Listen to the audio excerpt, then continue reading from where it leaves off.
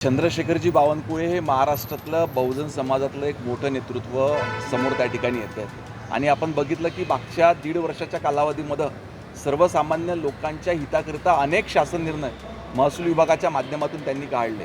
कोणी काहीही फीडिंग केलं तरी देखील आपण त्या ठिकाणी सतसत विवेक बुद्धीने विचार करून योग्य त्या शब्दामध्ये त्या ठिकाणी प्रतिक्रिया दिली पाहिजे। विद्यार्थी हा झारखंडमधला असो, दिल्लीतला असो, महाराष्ट्रातला असो, शेवटी आपल्या देशातला विद्यार्थी हा विद्यार्थी आहे।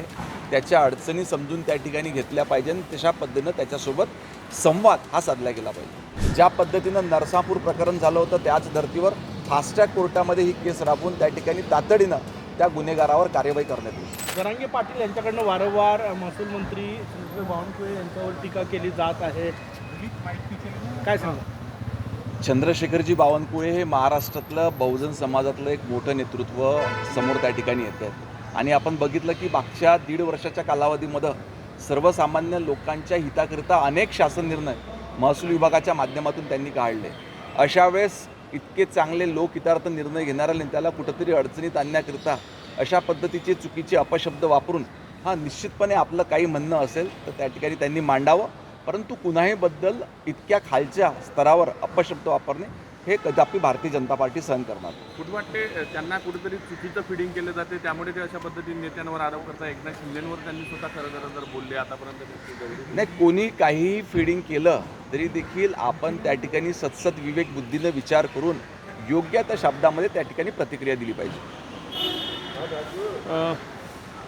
राज्यामध्ये झारखंडमध्ये विद्यार्थ्यांवर लाठीचार्ज झालेला आहे आंदोलनावर, तर तिथे काँग्रेस समर्थित सरकार आहे, कसं याची देखील दखल तिथल्या सरकारनं घेतली पाहिजे।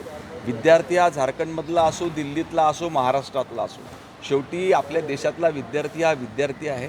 त्याच्या अडचणी समजून त्या ठिकाणी घेतल्या पाहिजे आणि तशा पद्धतीनं त्याच्यासोबत संवाद हा साधला गेला पाहिजे।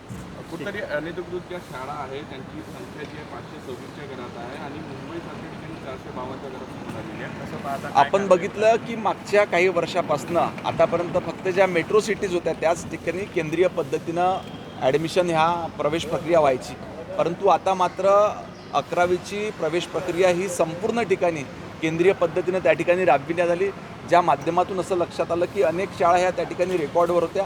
अशा अनधिकृत शाळांवरती कार्यवाही करण्याची प्रक्रिया त्या ठिकाणी शासनाच्या वतीनं चालू आहे। भंडाऱ्यामध्ये जी घटना झाली कसं पाहता कारवाई सुरू आहे, काय पुढे पावलं उचलणार आहे? आपण बघितलं की मागच्या काही दिवसांमध्ये अशा घटना घडलेल्या आहे आणि विकृत प्रवृत्तीच्या लोकांच्या माध्यमातून अशा घटना त्या ठिकाणी घडविण्यात येतात। ज्या पद्धतीनं नरसापूर प्रकरण झालं होतं त्याच धर्तीवर फास्ट्रॅक कोर्टामध्ये ही केस राबवून त्या ठिकाणी तातडीनं त्या गुन्हेगारावर कार्यवाही करण्यात येईल।